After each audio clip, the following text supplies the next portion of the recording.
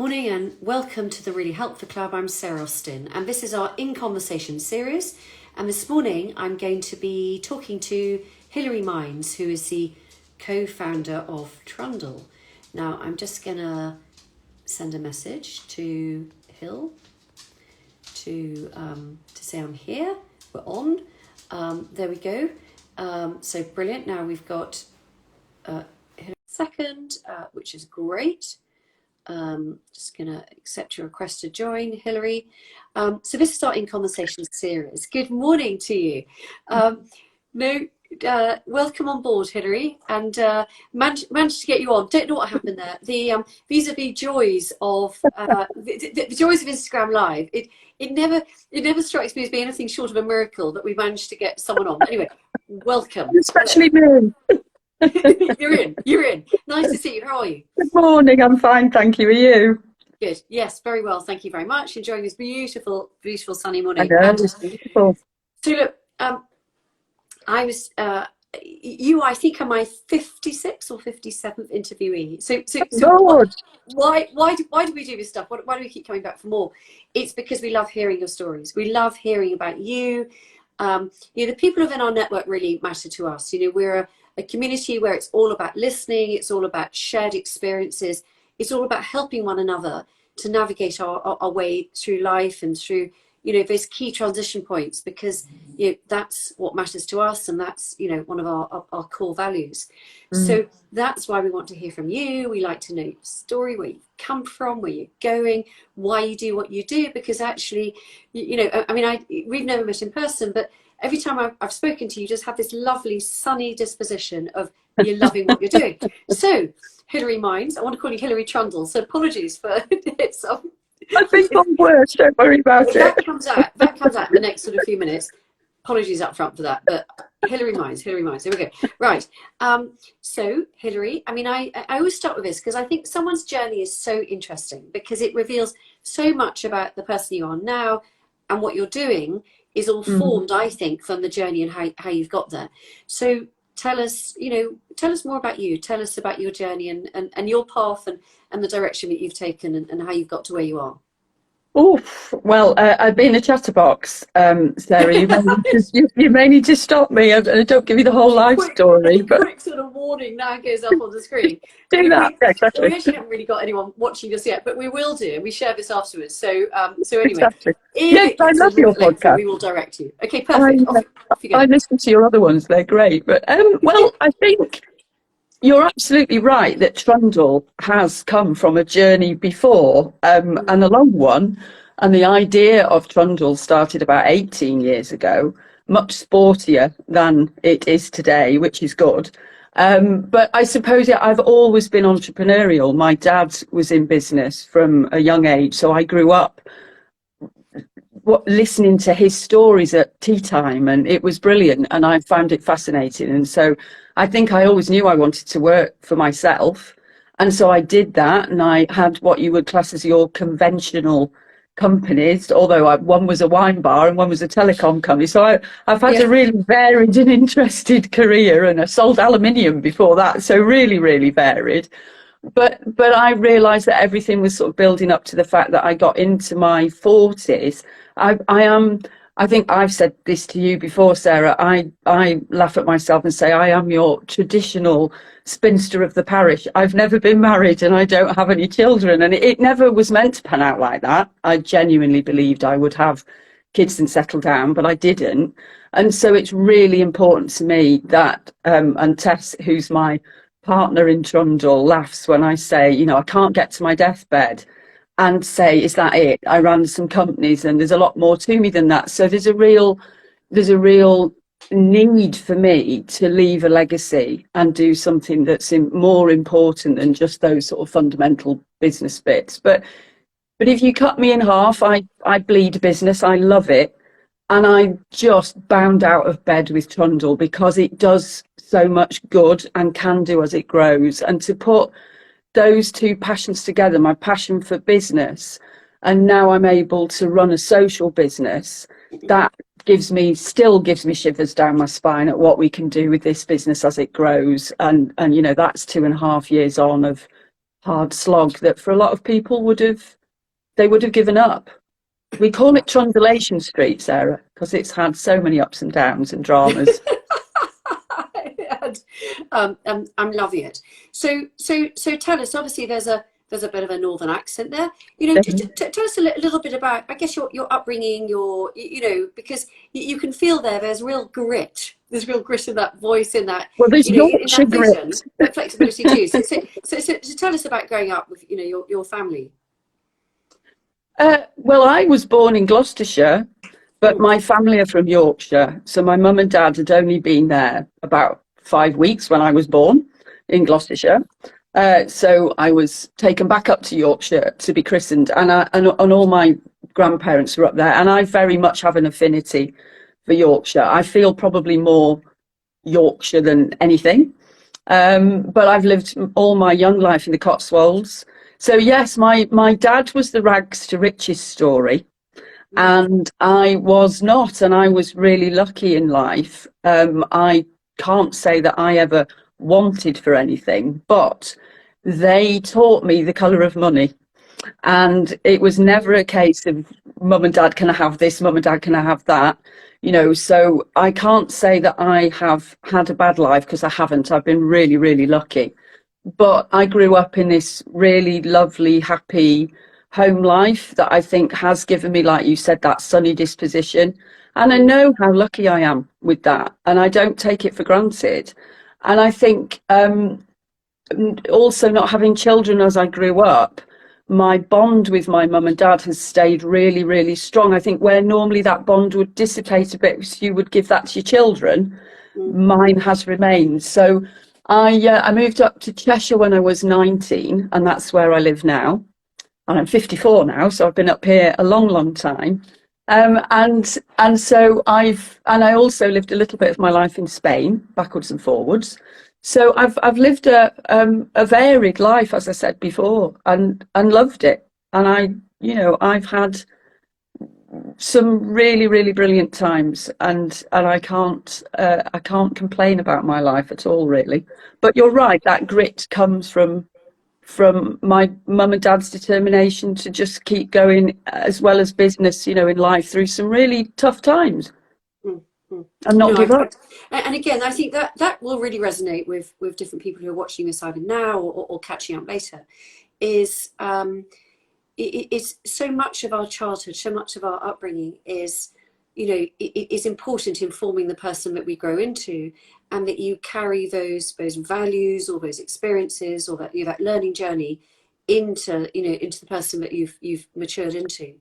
And so tell us about, I mean, you started to talk a little bit about trundle, but the inspiration for it. So here you are, you're Gloucestershire born, then up to Yorkshire, where you've found your I guess sort of your spiritual home, as it were. Lovely family upbringing, but that sense of determination, strive, etc. What was the lots of people have ambition to do something, to start a business, to do something for good, and because I know you're going to tell us about all the amazing things that Trundle does do. But where did the inspiration come from? What was your light bulb moment, or your trigger, or what inspired you to do it? I think when I talk about that sort of 18 years ago idea, that was very much that was a seed that said, I want to marry charity giving with something that was I've always been quite a loner, Sarah. For all I love people and I'm very chatty, I'm also not good integrating into team things. So I never went to team sports and things like that. That was just not my bag. So I found it quite difficult to go and do sporty things with other people. And so I had this an original idea that I would bring charity giving and something to do with sport to being. And then what happened 5 years ago was I was sporty, never competitively so, but I loved hiking. That's always been my thing since I was little. My mum and dad brought me up going up the hills, etc. And so that's always been me. I could run, but I always ran awkwardly and found it really difficult. And that comes back to my story in a minute. And I love swimming. And I sea swam a lot when I was in Spain, and I love the whiff of chlorine in a pool. So that was my thing. And I was living that life, taking it all for granted at the age of, I think I was 48. And I lost the feeling in my thumb and arm one morning when I got out of the shower and was drying my hair. Thought it was something to do with my neck because I'd always suffered with bad posture from sitting at a desk. And to cut a very long story short, was told that I had a compressed spinal cord and there was no fluid between the cord. So 4 weeks later, I was in hospital having the disc taken out of my neck, and we won't go into it just in case there's anybody listening who's not into that sort of thing. And went from really healthy, just like I am today, to rehab in the space of that sort of 4 weeks spell. And coming out of that, doing your 500 meters, then your kilometer, I'd lost that sense of purpose of going up in the hills and coming back with the rosy cheeks and feeling like you'd done a really good day's hike to, oh God, you know, what do you do now? And that's when I thought, right, this is where the charity giving and motivating differently to get outside and do that walk, as it became, started to take hold. And then I got over my neck issues, and the day before lockdown was then diagnosed with hip dysplasia that I was born with, so my hips don't sit properly in their sockets. Yeah. And I didn't, again, it was one of those, I thought I'd just pulled a ligament, and I hadn't. So that then brought me to lockdown, and like so many people, I'd sold my last business about 7 years ago, not for millions, you know, I'm not that story. But I knew that if I lived a simple life, kept some of that money, that I could then look at Trundle. And that's what I did in lockdown. It gave me the time to think about it. And I looked to do a feasibility study to make sure that my idea was solid. And that's how I met Tess, who is my now co-partner and left-hand lady in Trundle. So it is that whole, like you hear of so many businesses, it's founded on life experience to a certain extent.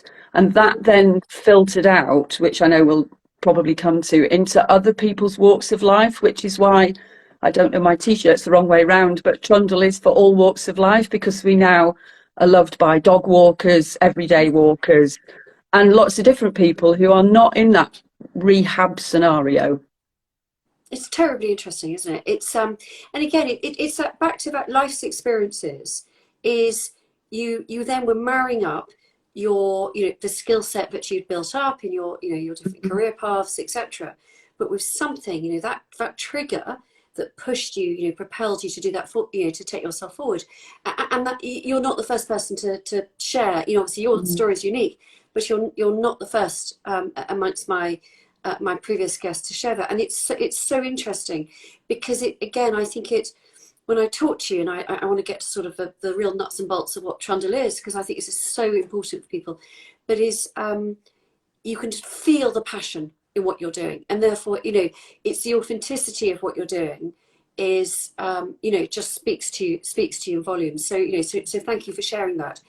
So, okay, so, you know, I have the luxury of knowing what Trundle is. For somebody who's never heard of Trundle, let's start with the name. Let's go to, you know, so if I'm looking at this and go, well, yeah, okay, well, I understand why Hilary did this, and, you know, this charity thing, and it's this app thing, it's this walking thing, it's about purpose. But what is it? If I'm watching this and going, well, I'm being drawn to this, I'm liking this, in sort of easy language, tell us what Trundle is and what you offer for different types of people. No pressure then. Okay, so Trundle is a membership app, I think is the first thing to say. And we are there for, as I've said, all walks of life, to motivate that little bit to get outside in the fresh air and walk. And what we do is we repurpose that to be a charity fundraiser.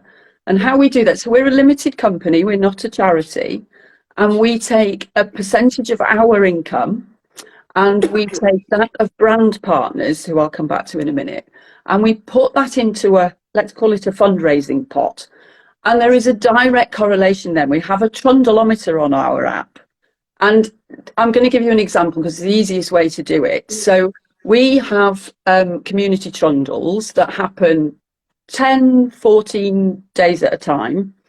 And we set a target. So if the target is for all of us to walk together 1,400 kilometres in total, and we are doing that for, I'm going to take Dogs for Autism as one of our charities, and we will then give back anything between 200, £300 to Dogs for Autism, directly correlated to how far we walk. So if nobody walked, if every Trundle member didn't walk, Dogs for Autism don't receive their fundraiser, and we'll pay a percentage of if we don't hit the whole target. So we're trying to make it a little bit fun to get people outside and walking.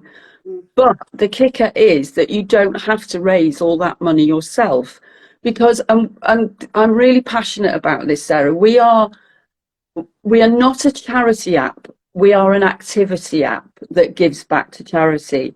So we're not here to take away somebody's monthly direct debit that they already give to a charity of their choice. We don't want to stop that. That would in effect be the absolute opposite of what Trundle's all about. We're about a small membership fee, which at the moment is £3.99. That's our founder member entry point.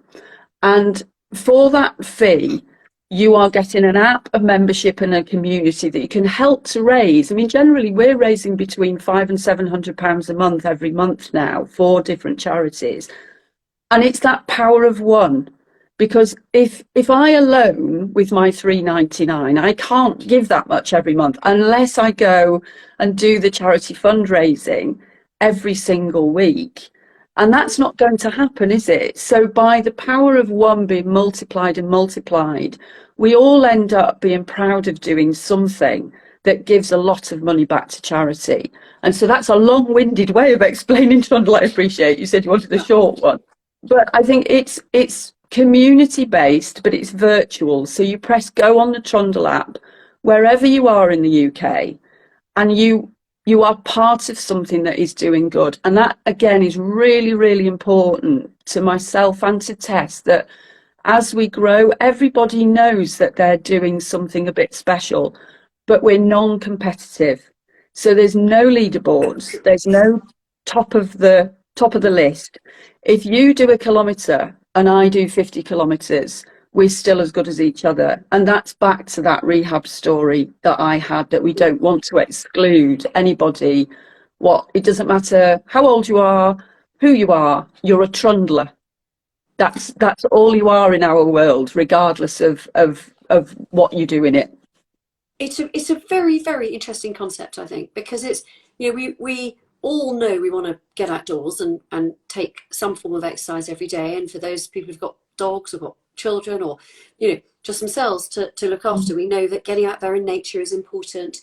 Walking, taking some exercise, appreciating your surroundings is really important on so many levels, whether it's your well-being, your mental health, your physical health. And then the sort of the icing on the top seems to be that sense of community, and the fact that just by going to do that, on a beautiful day like today, it's easy to go out for a walk.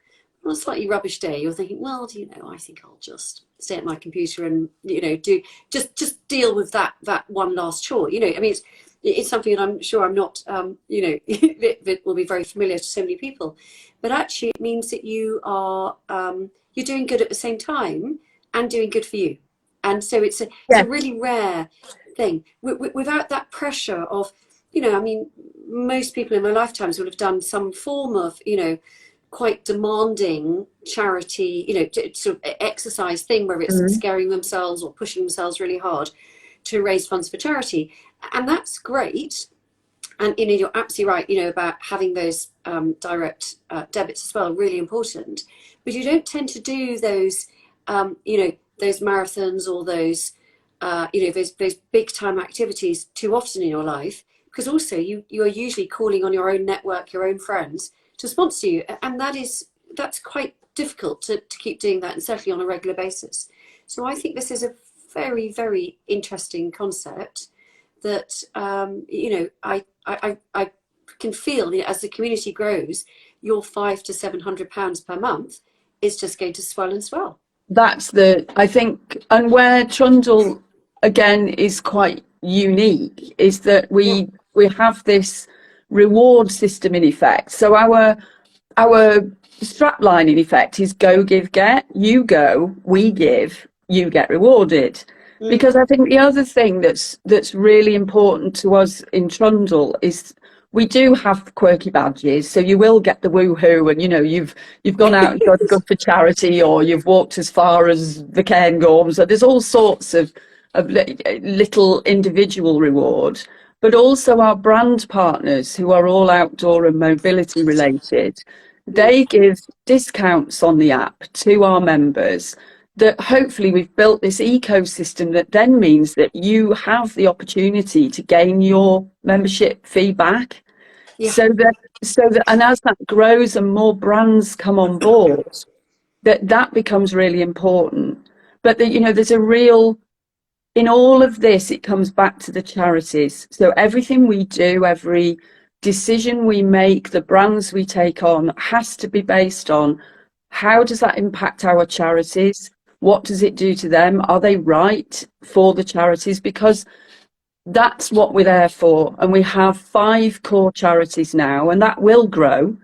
But, you know, we know that we can make a real difference, especially to some of the smaller charities. That's not, you know, some of our bigger ones. I'm really surprised that because of COVID, just how much of an impact that's made to charities. And I'm not sure that people realise that chuck it in a bucket, as Tess calls it, has gone for good. We don't have that option anymore. So to be able to support charities, and we don't charge the charities a penny. That's another, you know, whenever a charity comes to us, the first question is, and how much is it? And when we say it isn't, that's what we're here for. And our brand partners, at the moment, they don't pay an advertising fee. They donate to the Trundle charities. And so it becomes this ecosystem Yeah, it's a that, multiplier effect. yeah, and hopefully makes people feel rewarded. I don't think there's enough pats on the back these days in life. There just isn't. And so hopefully we do that in quite a nice, fun way without being too in your face. Very, very interesting. So look, we've got quite a few people who are watching now. If you are a trundler, pop a comment into the chat box. I want to hear a story from you. We don't just limit this to our guests. You want to know, you know, what you get from it. If you want to know more, if you've got your own questions, please again pop those into the chat box, because actually I think this is so interesting. It's so new. It's so different. We can't cover everything on, you know, in one chat with Hilary, but there'll be stuff that you want to know as well too. So do pop that into the chat box. The thing we didn't talk about there, Hilary, was you know, we've obviously talked about the partners. So obviously, you know, the offers and the you know, the benefits that you can get, but also you work with corporates too, don't you? So you can do Trundle for, you know, say teams in companies and things. So can you talk about that? Because there might be people watching Absolutely. who think that's interesting for them. Yeah, so we launched Trundle in April for individuals, and then we realised that there was an opportunity for companies who were struggling after COVID with this whole hybrid working, that they wanted something to help with the belonging, to bring people together. And we were lucky enough to win an Innovate UK award, which was all to do with developing the business side of our offering. So we've just done that, and we're just at the end of finishing that development, which has been really exciting. And we have some companies already on Trundle that are our case studies, and it's going really well. And so what's happening is that you can use Trundle to bring your workforce together and get out in the fresh air. Walking meetings are becoming really popular. And there is research that shows, you know, that synergy between 2 people walking together rather than sat opposite each other over a desk or a coffee is really quite significant. So I think there's a huge shift, isn't there, now within the working environment to get out, be in fresh air. And like you've just said, Sarah, those benefits to mental health are huge. Mm. And it is about that winter time. It's as you taught. And one thing that really surprised us is that some of our business trundlers have been with us through, you know, those October, November and the dark nights. And we thought we'd see a drop off in trundling, and it actually went the other way. Okay. Because I think, like you say, there was then a purpose to get out on a cold day that sometimes you don't always need when it's lovely and sunny. Yeah. So from a business perspective, getting people out in fresh air in those winter months is even more important when you go to work in the dark, you come home in the dark, or you are sat at home more isolated than you were in prior to COVID. So yes, and we have got a lot of really exciting projects that we're talking to people about from a business perspective, and I'm looking forward to that, and that will all start to happen in April. Brilliant. So if you're watching this and you are working in a business, however big, however small, Mm-hmm. or you are, you know, you work with corporates and you think, okay, that's something I think my company could benefit from, I'd really like them to explore. What you need to do is well, obviously watch this, share this with them, and then, you know, connect in with Hilary and Tess at Trundle, and see how you can do good for your colleagues, for your employees, but also do good for you know, for charity as well. So it's a really, really interesting win-win situation again, isn't it? I think it's, yeah, and I think the exciting part of the new build is that we're working on CO2 savers, so leaving the car at home Yes. and using Trundle to get people to think about that will have a direct correlation to CO2 savings. And that's what we've been working on with the Innovate grant. And we've got some research that hopefully we're going to do around that. So yeah, that from that side of the company offering is really beginning to pick up interest, because again, it's just an area where, and as you said, smaller companies as well as big ones know that they need to address this now, and so that whole ESG policy needs to be looked at, and it's a simple and a cost-effective way to do it.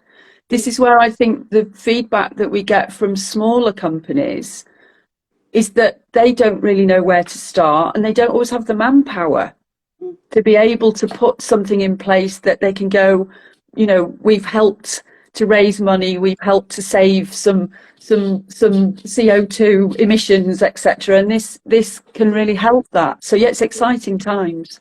Absolutely. Anyway, well, I hope this will generate some interest on that level, as well as amongst you know, individuals as well. So look, you know, right at the beginning where you were talking about your journey and you've run other businesses, you've sold businesses, etc. Here you are on another journey, another, you know, you are a business owner. As you said, this is not a charity, you are a business. And so, and I loved your opening statement where you said, I bounced out of bed with Trundle. And it's, so, you know, so I guess, you know, if you had to narrow it down, what do you find the most rewarding part of running your business, and obviously, you know, especially running Trundle? It's the vision for what it can do in the future, Sarah. You know, I mean, we are small. We make no bones that we are a growing business, and we are reliant on people who get it, spreading the word, and getting us out there. Because I think it's really important to say that although we are a business, our long-term goal is to give 30% of our income away if we can, you know, and that's not profit, that's income. And that is written into our business plans over this next 1 to 5 years, but we can't do that until we grow. And so it's just like I said at the start, I get shivers down my spine still when I look to the future, the next year, 2 years of Trundle, what we can achieve. And that's what gets me out of bed at 5 o'clock in the morning, I might add, with a spring in my step. And you know, and it's like any business. Exactly. Yeah. Yes, that's it. Now you see Odessa, who has just popped on now. She's a trundler. So she's probably that she won't have heard the bit that said pop a comment in if you want to say what you like about trundler. But yeah, she's a brilliant trundler. But yeah, so I think It is that the vision of that power of one and what it does as it multiplies. And genuinely, we get, because although we are app based, I think there's a significant difference in Trundle, that we're an app with personality, and there are people behind the app that we want to be part of the community, and that's beginning to happen. We're getting stories, people are writing in and saying, this is what it means to me.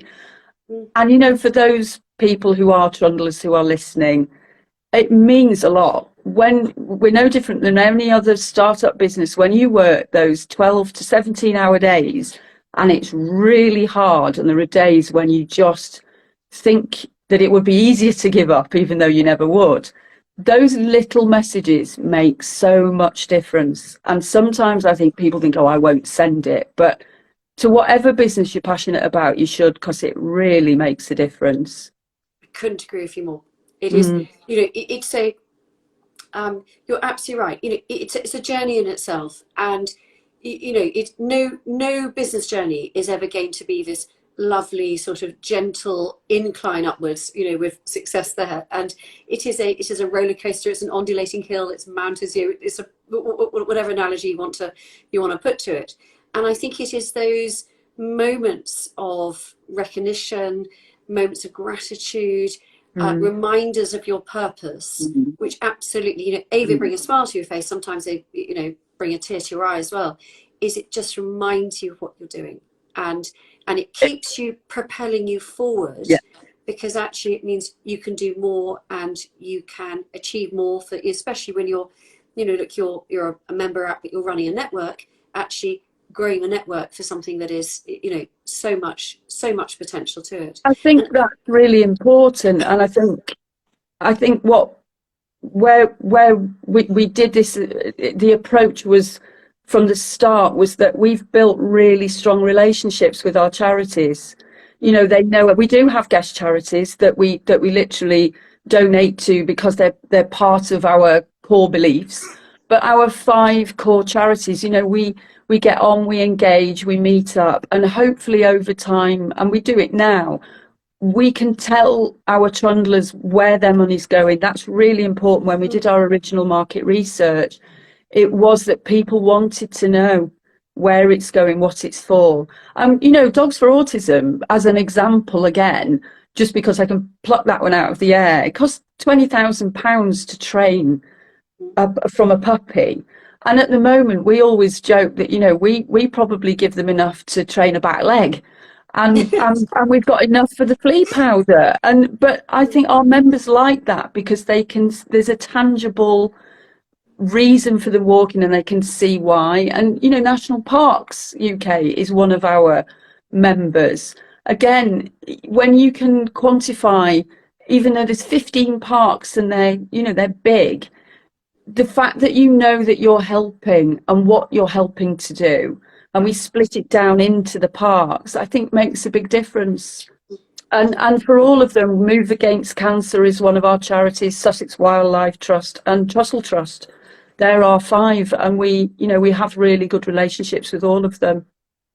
No, I can see that, and we've got 1 or 2 of them on here now, which is great. And so Odessa, I'm just going to read out some of the comments because they're lovely, and these don't get picked up when we share this to IGTV. So this has come from one of your trundlers. So well done, thank you for joining us. I love the tracking with competition. It's just brilliant. Strong relationships. Oh, hang on, I was about to kill the live. That wouldn't have been very clever, would it? Strong relationships are being developed through all layers of a business, trundle to charities. Trundlers to charities, and so absolutely, it's the multiplier effect, but it's the multi value effect as well. It is the leveraged effect of a network, which is I think, you know, which is what is so interesting.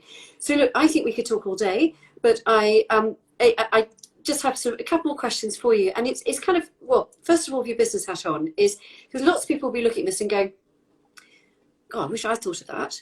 And, you know, because actually it really sort of opens up something, you know, in you.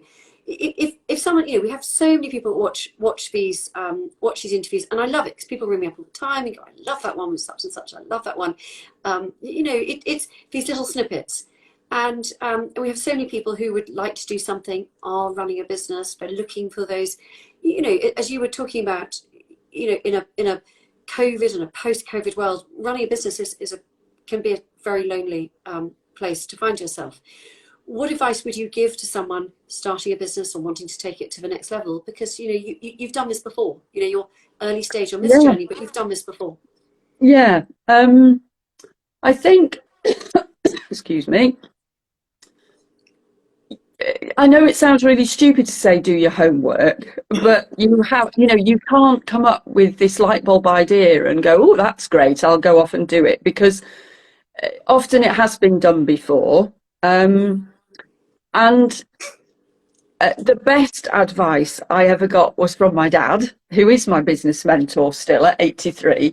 But my first business at 25, I will never forget him saying, when you've done your cash flow forecasting and you forecasted your sales, halve them and halve them again and see if you still got a business.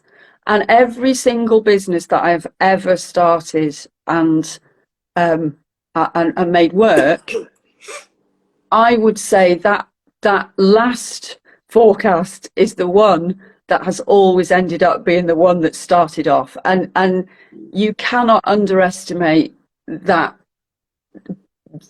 however much you believe your business is going to be brilliant, getting a business off the ground is always so much harder.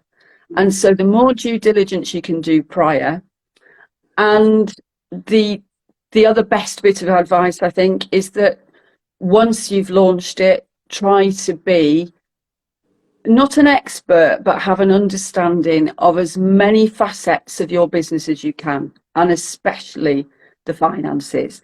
If you don't understand cash flow and how that works compared to your profit, then you're going to find yourself in deep doo-doo. And in this day and age of Google and books, and I mean, I still to this day use the Dummy series of books for accountancy, you know, and it was a really good tip to be able to understand your finances as best you can, because you can work with your accountant better as well.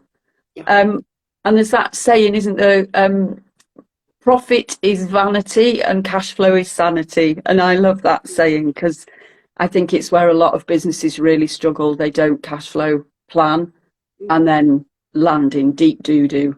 And it's difficult to get out of that. Very difficult. Very difficult. A business is more than just a passion. You know, it is. But I think you've got to, I think the other one that I'm passionate about is it's just like you said at the start, so you've got to have grit.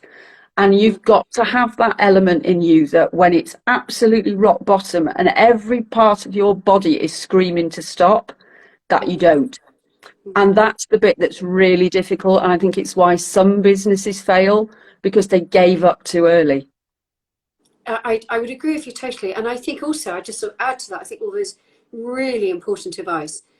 But it's that those moments of doubt, those moments of what might I say, despair, but that's, you know, that's not quite No, I think right. It is. But it's they come at the most the oddest moments, I think. Yeah. And it's not just sort of in the early stage of first year, it can be in year 5, it can be, you know, it's core. It's you can see this over and over again, that it's and you're absolutely right, it's do you still believe in the concept? Do you have the resilience, the grit to see it through? And actually, what do you also need to perhaps adapt in order to take it to the next step, or to get you through that impasse as well? It is it's a permanent learning curve. Absolutely. Very few people ever, you know, sort of not quite recover from, but that ever really flattens out. And planning, I think, as well. I think, you know, planning, I think Tess is our planner, you know, and that's where we work really well together, because I can be 1,000 ideas and come up with something, you know, on a regular basis, and it's bringing those down. I think that's the entrepreneurial tricky bit. If you've got that side to your brain, you often don't then have the planning side. So and I think the other one is, if you know you're not good at something, find somebody else who's better at it than you are and get them to do it, because you'll definitely win out in the end. I think that is, again, very important lesson. And you know, the sooner you can outsource that, the better it is for your business. But again, those are leaps of, you know, it's part of a journey, it's part of a process, and it's, you know, these are well-trodden journeys, and which is why I love doing these series, because, you know, these little snippets are important. Each one is a contributing, I think, a contributing real positive to help people. So look, you know, you have just, I think, sort of started out in such a brilliant way, and you know, the future really looks bright. If we were sitting down, or you know, having a cup of coffee, or another you know, another chat over Instagram, or whatever platform is you know, the place to be in a year or two's time, what do you think you'll be looking back in the rearview mirror, and you'll be saying, well, we did this with Trundle, and we took this to that, and we've done that, and whatever. And what will success look like for you, and what are those sort of, I guess, slightly medium-term ambitions? I think a big milestone for us, in terms of membership, whether that comes from individual or from business, because the app is the same for both, the experience is the same, is when we hit the 5,000 members. That's when we really start to achieve what we want to start to achieve in our own minds from a charity giving perspective. And 10,000 then really starts to ramp that up. And that's where those, you know, chills down the spine. And those numbers, Sarah, you know, when you start out way off there, even though my arm's out of the picture, but you know, they are small. When you look at the size of some of the big fitness apps, and they're brilliant, you know, that we our aspirations are quite small, but at that level we do brilliant stuff. So if we get to there and I'm sat having coffee with you, I think both Tess and I would be really proud of ourselves to have got to that level, and that will be a springboard then for where we know we can then take it. And I think it's a case of keeping the charities, the ones we support, small. We know we're never going to have hundreds. That's not what we're about, but that we really start to make impact for those charities. And if we do that, and we've got members who genuinely get a sense of reward and enjoyment from the app, then we'll look back and say, you know what, it was worth a lot of sleepless nights and more wrinkles than I had 2.5 years ago. And grey hair. I'm sure we've got someone else in our network who can help you with that. Well, it has been an absolute joy. I feel we could go.